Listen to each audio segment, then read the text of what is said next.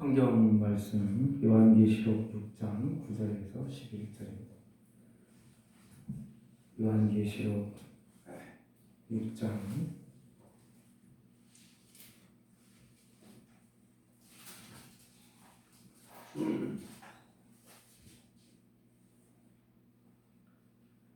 9절에서 11절.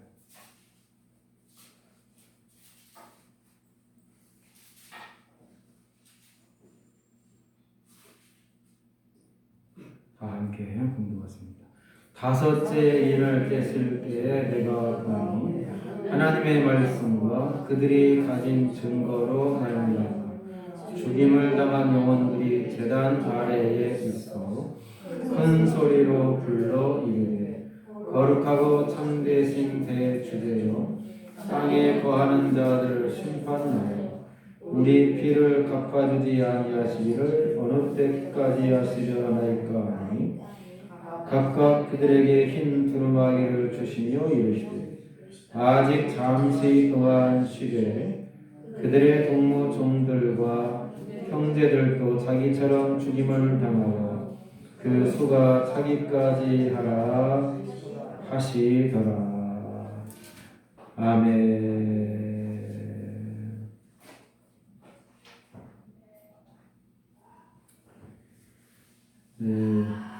4만 17장 1절에 그런 말씀이 있습니다. 말은 또 한 조각만 있고도 화목하는 것이 제육이 집에 가득하고도 다투는 것보다 낫다. 그런 말씀이 있어요. 우리식으로 말하면 가난해도 화목한 가정이 부자라도 다투며 싸우는 가정보다 낫다. 그런 말씀이죠. 여러분은 어떻게 가난해도 화목한 가정이 되기를 원하십니까? 부자이면서 다투는 가정이 되기를 원하십니까? 어떤 가정이 더 좋은 것 같아요? 이규광 집사님은 어떻게 가난해도 화목한 가정을 원하시겠어요? 부자이면서 조금 다투면서 사는 가정이 좋겠어요. 첫 번째요. 역시 화목한 것이 중요하다 하는 거죠. 저는 부자이면서 화목한 가정이 되고 싶은데 여러분들은 어떠신지 모르겠습니다. 여러분들은 부자이면서 화목한 가정 되시기를 바랍니다. 네. 그게 이제 부자이면서 화목한 가정이면 최상이고, 최상이고, 그 다음에 이제 최하는 뭐냐? 가난하고 싸우는 가정은 최하고, 그 다음에 최상 다음에 차선이 뭐냐? 가난해도 화목하게 사는 것이 좋죠. 부자이면서 다투며 사는 것보다는 가난해도 화목하게 사는 것이 중요하다 하는 것이죠. 이건 뭐 누구나 다 마찬가지일 것입니다. 자, 그것이 뭐냐? 돈보다 화목이 중요하다는 것을 가르쳐 줍니다. 돈보다도 사람들 사이에 화목하고 평화로운 것이 중요하다는 거죠. 이게 굉장히 중요한 겁니다. 그러니까 가치를 돈에다가 두느냐, 화목하고 평화로운 거에다 두느냐, 여기에 따라서 인생이 많이 달라지죠. 그러니까 이제 그 부모님이 뭐 유산이 많거나 그러면 자녀들이 막 싸우고 소송하고 그러잖아요. 그 재산 때문에. 그런 것은 형제 자매 간의 화목한 것보다는 돈이 더 중요하다고 생각을 하기 때문에 그런 거죠. 그런데 형제 간의 의리, 화목이 더 중요해 이렇게 생각하면 내가 조금 손해를 보고 내가 좀 덜 받고 형님이나 동생이 조금 받아도 괜찮아 이런 마음을 가질 수가 있습니다. 그런데 어떻게 그럴 수가 있어? 나는 조금도 양보 못해. 똑같이 나눠야 돼. 뭐 이렇게 하면 이게 이제 똑같이 하려면 어렵잖아요.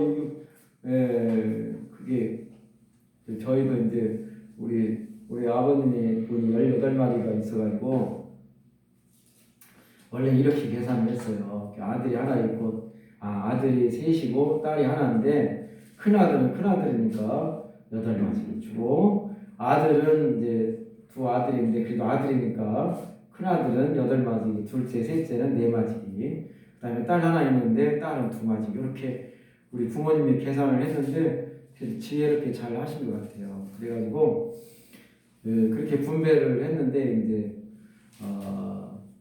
그 누나도 좋아하더라고요. 2마디 받았다고 굉장히 좋아하고, 그랬고 뭐 다른 형제들은 뭐 그런 거 가지고 그 얼마 되지도 않지만 그런 거 가지고 무슨 뭐 네가 많이 받았네 덜 받았네 뭐 이런 거 없이 참 그 편안하게 그 유산 상속이 오래전에 이루어졌습니다.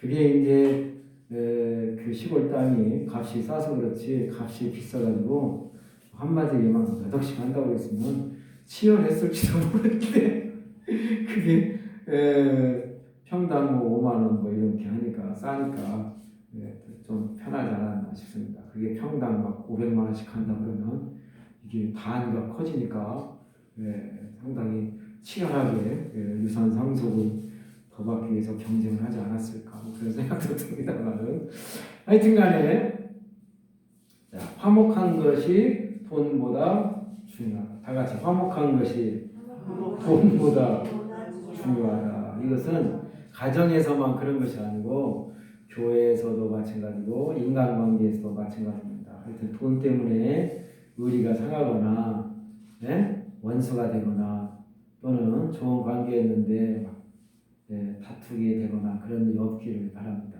그래서 웬만하면 그냥 조금 양보하고 좀 희생하고 그렇게 사는 것이 좋지 않을까 싶습니다.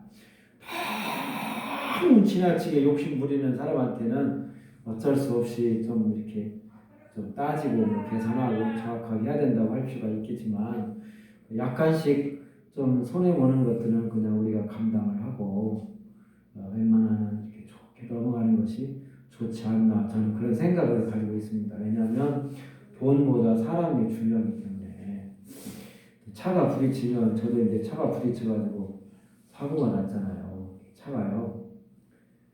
정강이 부서졌습니다. 그래서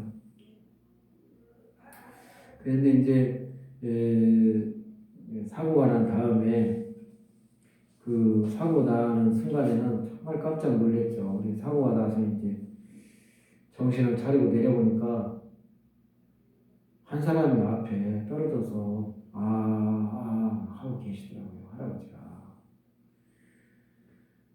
그때서 알았죠. 그 뭐 이제 처음에는 몰랐습니다. 제가 차를 타고 있을 때는 사람이 누가 다쳤는지 몰랐어요. 그러니까 경운기를 세게 받았는데 경운기가 멈추지 않고 대체로 이제 차가 부딪히면 차는 쓰잖아요.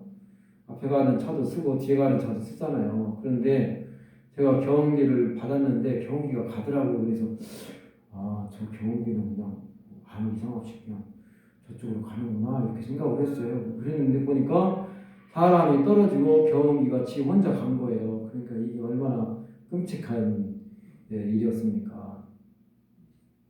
그건 이제 그 어르신이 하고 일어나지도 못하고 이렇게 아파하고 계셔서 제가 그거를 이제 붙잡고 기도도 하고 붙잡고 있었어요. 앰뷸런스가 올 때까지. 앰뷸런스가 거기 원래는 바로 가까워가지고 뭐 2, 3분이면 올 수 있는 거리인데 그때 또 그 119 그 구급차가 어디를 갔다네요. 대구대 한 대밖에 없는데 어디를 한 대밖에 없는데 뭐 몇 대인지 모르겠는데 그때 마침 또 어디를 갔대. 그래가지고 빨리 안 온 거예요. 한 30분을 기다렸어요. 그러니까 서신에서 왔다 그러던가. 그러니까 상당히 오래 기다린 거죠. 이제 왜냐하면 그 시간이라는 게 다 달라요. 기다리는 사람들은 1분이 1시간 같고 그렇잖아요. 안 기다리고 그런 사람들은 그냥 뭐 30분, 1시간이 금방 가지만 지금 막 차를 앰뷸런스를 기다리는데 이게 안 오니까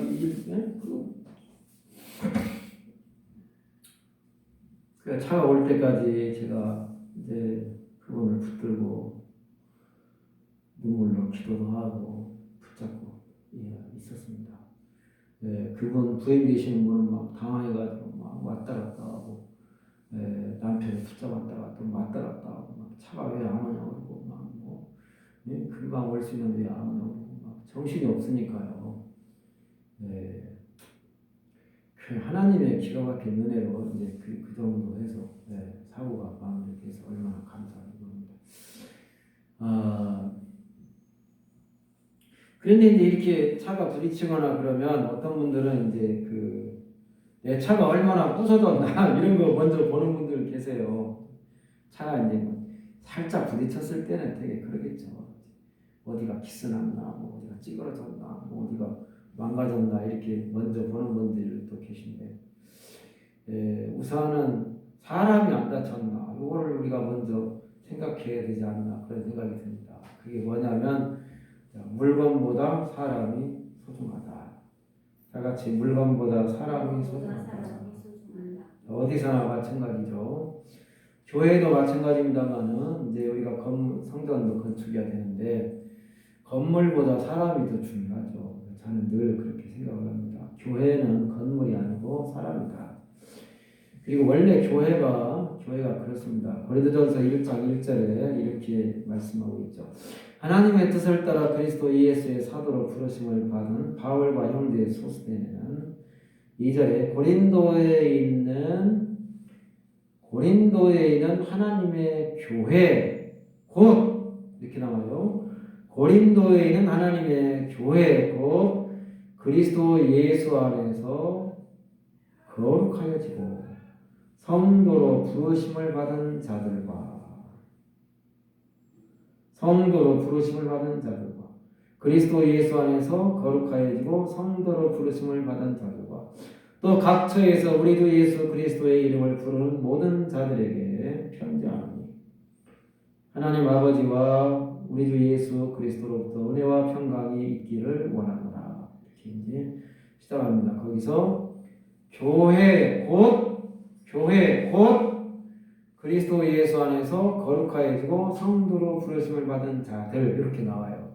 그러니까 교회는 사람이에요. 건물이 아니고 그리스도 예수 안에서 거룩하여지고 성도로 부르심을 받은 사람들이 교회입니다.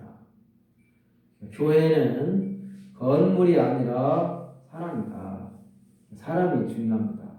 여기 모인 성도님들이 중요하죠. 우리가 어떤 건물을 어떻게 예쁘게 어떻게 그리고 멋지게 짓느냐도 중요하지만 그것보다 중요한 것은 성도님들이 짓는 과정에 한 분이라도 시험에 들거나 또 그런 일 없이 다 은혜 받고 축복받고 하나님의 어떤 그 사랑과 은혜를 경험하는 그런 것이 더 중요하다고 생각합니다. 그래서 건물보다 사람이 중요하고 물건보다 사람이 중요하고 돈보다도 화목하고 평화로운 것이 중요하다. 이런 것이 지극히 당연한 것인데도 사람들이 그걸 잊어버리고 살 때가 많아요. 그래가지고 돈 몇 푼 얼마 안 되는 것 때문에 의리가 상하고 형제간의 우애가 깨지기도 하고 그렇게 친하던 사람들이 원수같이 지내기도 하고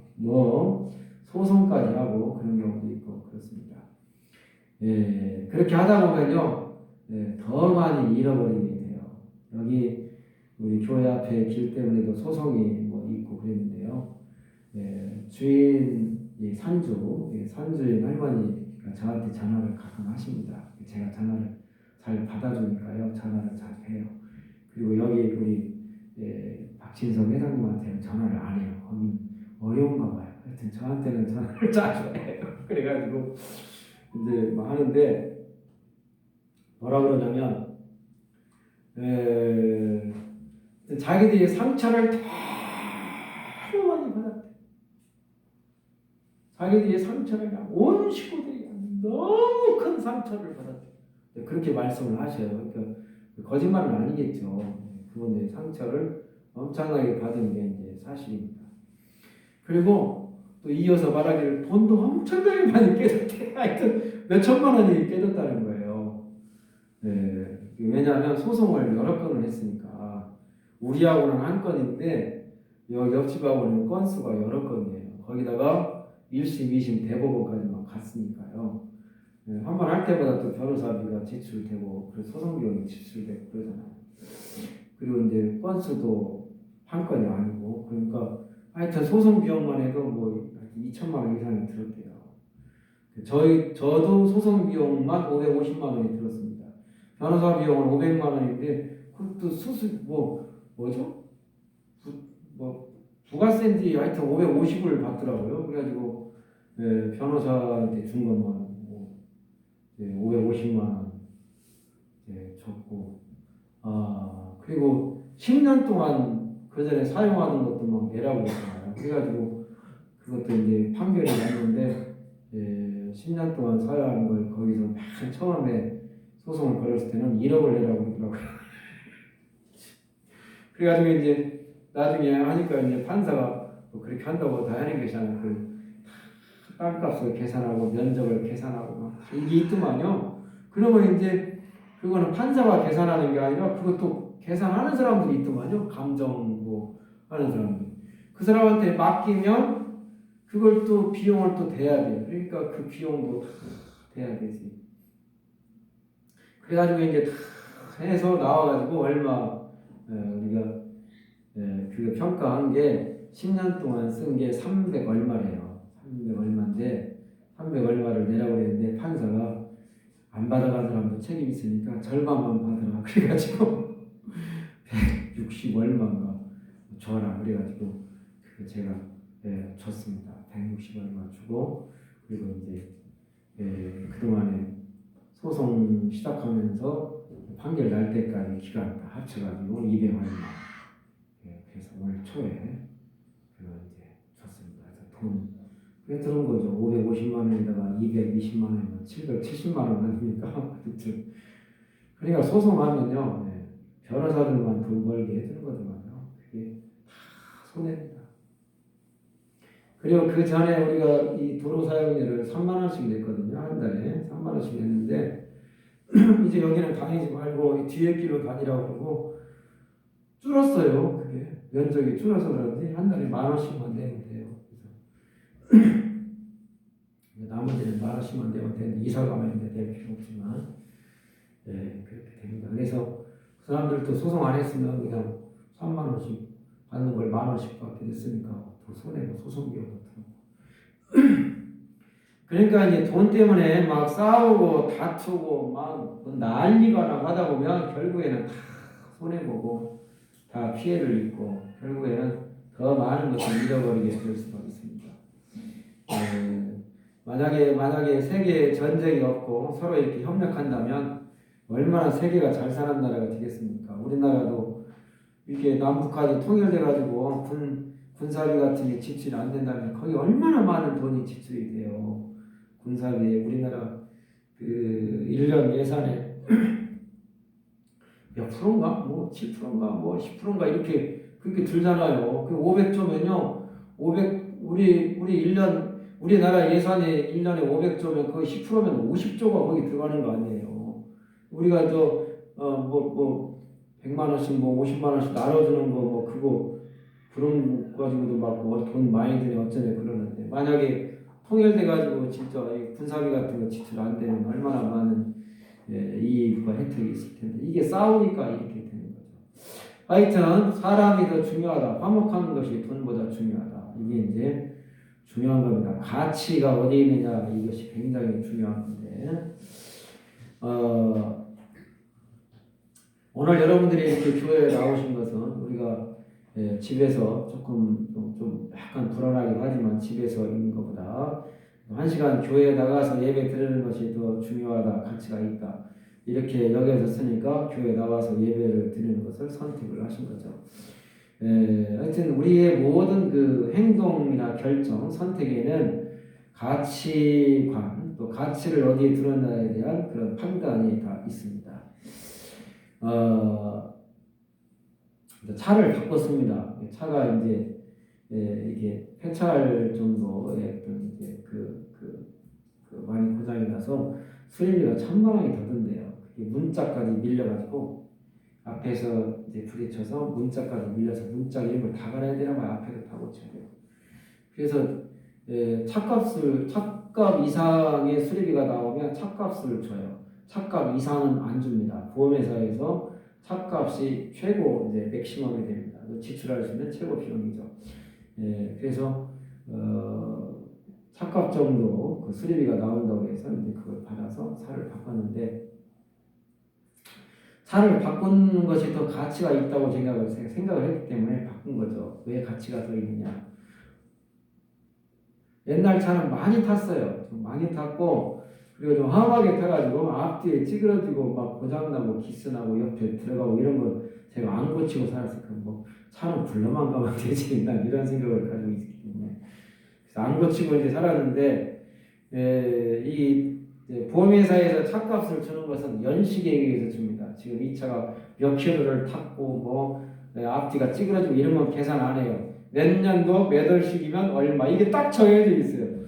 그러니까 내 차는 그 연식에 비해서 내가 많이 탔고 많이 좀 중고가 더 됐기 때문에 값을 받는 것이 좋겠다 이런 생각을 했고요. 그래가지고 이제 이 차를 바꿨는데, 차를 바꾼 게 뭐냐면 보험금이요. 이게 교회 이 법인차는 보험료가요. 그 이제 사고 나고 그러면 보험 요율이 올라가잖아요. 그게 올라가는데 이게 차를 따라가요. 개인 차는 개인을 따라가는데 이 교회 차는 차를 따라가는데, 차를 바꾸니까요. 그 전에 사고 난 게 다 없어져요. 그래가지고 새로 시작을 해요. 그래서 그런 유리한 점도 있고, 그래서 이제 바꾸는 것이 좋겠다 해서 바꿨습니다. 이게 더 가치가 있다고 판단했기 때문에 그런 거죠. 우리의 행동은, 결정은 어디에 가치를 두느냐에 따라서 결정을 내리게 됩니다. 의대생들이 데모해야 된다고 생각을 했을 때는 막 데모를 하는 것이 가치가 있다고 정부가 싸워야 된다고 했는데, 그래서 시험을 이제는 본다고 또 이렇게 이제 나왔습니다. 어떻게 될지 모르겠습니다만은 이렇게 하는 것이 유리하다, 더 좋다, 더 가치 있다고 생각하니까 그런 행동들을 하는 거죠. 정부도 마찬가지고 뭐 어떤 집단이나 다 마찬가지고 개인도 마찬가지입니다. 오늘 여기 요한계시록 6장 9절에 아주 중요한 말씀이 나오는데요. 다섯째 인을 떼실 때에 내가 보니 하나님의 말씀과 그들이 가진 증거로 말미암아 목배임을 당한 자들이, 죽임을 당한 영혼들이, 하나님의 말씀과 그들이 가진 증거로 말미암아 죽임을 당한 영혼들이 있었어요. 이게 실제의 상황입니다. 그러니까 요한계시록을 읽을 때 어떤 것은 상징이에요. 어떤 것은 실제의 상황이에요. 그러니까 우리가 이런 것을 읽을 때 실제의 상황을 파악하는 것이 굉장히 중요합니다. 그런 배경에서 나온 것이기 때문에 이건 실제의 상황입니다. 그때 하나님의 말씀과 그들이 가진 증거 때문에 순교당한 사람들이 있었어요. 순교자들 때문에 이 책이 쓰여진 겁니다. 그리고 앞으로 순교 당할 사람들이 또 있어요. 왜냐하면 순교가 예상이 돼요. 이렇게 나가다가는 예수 믿는 것 때문에 더 죽을 사람들이 있겠구나, 이런 것이 너무 명명백백해. 그런 것을 우리가 6장 9절부터 11절에서 명확하게 알 수가 있습니다. 이게 당시에 요한계시록에 쓰여있던 당시에 실제의 상황을 알 수 있는 겁니다. 우리가 옛날 드라마 같은 거 볼 때요, 그 이제 배우들이 그런 거 이제 전화 같은 거 이제 하잖아요. 그런데 어떤 배우가 예를 들어서 막 삐삐를 해. 그러면 그거 몇 년도에 나온 드라마구나, 이런 걸 알 수가 있어요. 왜냐하면 삐삐가 그 시대에만 있었으니까. 그래요, 안 그래요? 그렇잖아요. 제가 한 20년 전인가 그때 삐삐가 있었어요. 그래가지고 막 삐삐 울리면 전화하라는 거예요, 그 번호로. 그래가지고 이제 전화 걸고 막 그랬습니다. 지금은 그런 거 한 사람도 가지고 다니는 사람 없어요. 그러니까 이게 세월이 바뀌면 그때 있었던 것이 없어지고 없었던 것이 생겨나고 그래요. 그래가지고 그런 것을 통해서 그 시대가 어떤 상황이었는가를 이제 이렇게 어느 정도 이렇게 추측할 수 있게 됩니다. 예를 들면요, 누가복음에 보면 가이사 아구스도가 나와요. 가이사 아구스도 이렇게 나오니까요, 사람들이 이 사람이 누군지를 몰라요. 그래서 성경의 인명 지명이 좀 이렇게 문제가 좀 있습니다. 왜냐하면 카이사르 아우구스투스 이러면 사람들이 알아요. 예? 그게 세계사책에 나오니까 그 시대에 이게 쓰여졌구나. 그 시대의 이야기구나 아는데 가이사 아우구스토 그러니까 가이사 아우구스토가 누군지를 모르니까 이게 시대적 배경을 잘 모를 수가 있습니다. 하여튼 이게 실제적인 상황입니다. 하나님의 말씀과 그들이 가진 증거로 말미암아 죽임을 당한 순교자들이 있었고 그들이 이제 그 사도 요한이 봤어요. 그들을 어디서 봤냐면 하늘나라에 제단이 있는데 그 제단 나라에 순교자들의 영혼들이 울부짖고 있어요. 절규를 하고 있어요. 우리 피를 갚아달라고, 우리 원수를 갚아달라고 기도하는 모습을 본 거예요. 그랬더니 뭐라고 하냐면 잠시 동안 쉬고 순교자들의 수가 차기까지 기다려라 이런 말씀이 들려요. 그러니까 순교자들이 있었고 순교 당할 사람들이 예상되는 상황에서 요한계시록이 기록이 된 겁니다. 그런데 이 사람들이 뭐 때문에 순교를 당했느냐, 죽임을 당했느냐 이게 중요한 거예요. 하나님의 말씀과 그들이 가진 증거 두 가지입니다. 이것이 요한계시록에 여러 번 나와요. 그래서 제가 몇 구절을 찾아보려고 합니다. 1장 3절을 한번 펴보세요. 1장 2절이네. 요한은 하나님의 말씀과 요한은 하나님의 말씀과 예수 그리스도의 증거고 자기가 본 것을 다 증언하였느니라 그래요. 하나님의 말씀과 예수 그리스도의 증거가 나와요. 하나님의 말씀과 예수 그리스도의 증거. 예수 그리스도의 증거는 뭐냐면 예수님을 증거했다는 거예요. 예수님을 증언했다, 증거했다. 예수님을 주님으로 증언했다, 증거했다는 말씀입니다. 이것이 9절에 또 나옵니다. 9절을 1장 9절을 보세요. 나 요한은 너희 형제 예수의 환난과 나라와 참모에 동참하는 자라 하나님의 말씀과 예수를 증언하였으므로 반모라는 섬에 있었다. 하나님의 말씀과 예수를 증언했으므로 유배를 당했어요. 그러니까 하나님의 말씀과 예수를 증언했으므로 요한은 유배를 당했고 6장 9절에는 하나님의 말씀과 그들이 가진 증거로 말미암아 죽임을 당한 영혼, 순교당한 영혼들이 그러니까 하나님의 말씀과 예수를 증언하였기 때문에 유배당한 사람, 순교당한 사람, 그리고 앞으로 순교할 사람들이 있었습니다. 20장 4절로 갑니다. 20장 4절 조금 뒤로 넘기시면 20장 4절인데요. 또 내가 보좌들을 보니 거기 앉은 자들이 있어 심판하는 권세를 받았더라. 또 내가 보니 예수를 증언함과 하나님의 말씀 때문에 목배임을 당한 자들의 영혼들과 내가 보니 예수를 증언함과 하나님의 말씀, 예수를 증언함과 하나님의 말씀 때문에 목배임을 당했다. 아까 6장 9절에는 죽임을 당했다고 나왔는데 여기는 목배임을 당해서 죽임당한 영혼들이 나옵니다. 그러니까 예수를 증언함과 하나님의 말씀, 하나님의 말씀과 예수의 증거는 어느 정도의 가치가 있느냐? 순교할 가치가 있다는 겁니다. 우리가 이제 그런 말을 하죠. 그런 찬송기 94장을 불렀습니다만은 이 세상 부귀와 바꿀 수 없네. 이 세상 명예와 바꿀 수 없네. 이 세상 행복과 바꿀 수 없네. 세상 즐거움 다 버리고 세상 자랑 다 버렸네. 주 예수보다 더 귀한 것은 없네. 예수밖에는 없네. 예수님을 바꿀 수 없다는 것은 예수님의 가치가 더 크다는 거죠. 바꾼다는 것은 가치가 그만큼 된다는 거예요. 내가 10만 원을 주고 회 한 상을 사 먹는다는 것은 이 정도 가치가 있다는 거예요. 그런데 10만 원 주고 내가 너무 비싸 이거 안 먹어 하는 것은 10만 원의 가치가 없다는 거죠. 그런데 예수님을 이 세상 행복과 이 세상 명예와 이 세상 부귀와 바꿀 수 없다는 것은 예수님은 이 세상 부귀와 명예와 행복보다 더 가치 있는 분이라는 것을 우리가 그 찬송을 통해서 고백하고 하나님을 예수님을 찬양해 드리는 거죠. 세상의 즐거움, 세상 즐거움, 세상 뭐죠? 다 버렸네. 다 버렸네. 그걸 다 버리고 예수를 얻는 것이 더 가치 있는 일이야, 더 소중한 일이야. 이렇게 생각을 하는 거죠. 여기 요한계시록의 순교자들은 하나님의 말씀과 예수를 증거하는 일을 자기 목숨을 잃는 일이 있어도 이건 바꿀 수 없고 내 생명과도 바꿀 수 없는 귀한 것으로 여겼다는 거죠. 하나님의 말씀이 생명같이 소중합니다. 이것을 우리가 깊이 깨달았으면 좋겠습니다. 예수를 증거한다는 것, 예수를 믿는다는 것, 예수님을 내가 주님으로 고백하고 예수님을 주님으로 증언한다는 것이 생명같이 소중하다는 것을 오늘 이 말씀을 통해서 우리가 깨닫게 되는 것입니다.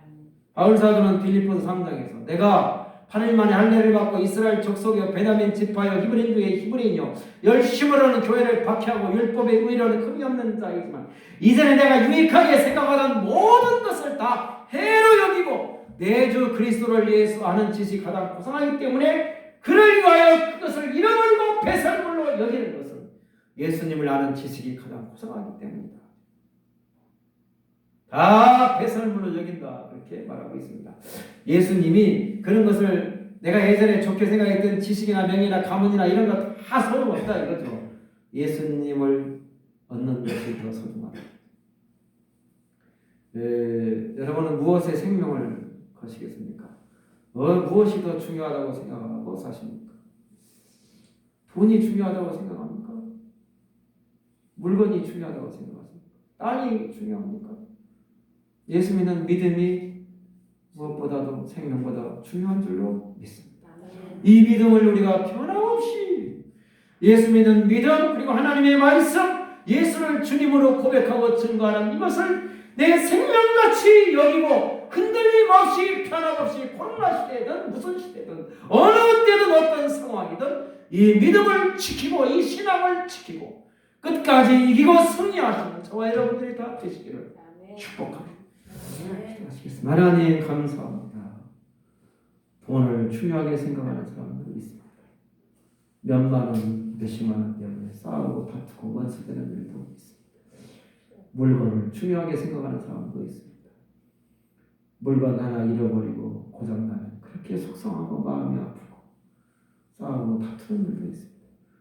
평화가 중요하고 화목한 것이 중요하고 특별히 하나님의 말씀과 예수 믿는 믿음이 생명보다 더 중요하다는 것을 이것을 위해서 생명을 바친 순교자들이 있었음을 깨닫고 우리가 하나님의 말씀과 예수의 증거, 예수 믿는 믿음을 생명같이 소중하게 여기고 이 믿음 변치 말고 끝까지 지키고 승리할 수 있도록 축복해 주시옵소서. 예수님 이름으로 기도하옵나이다. 311장 찬송하시면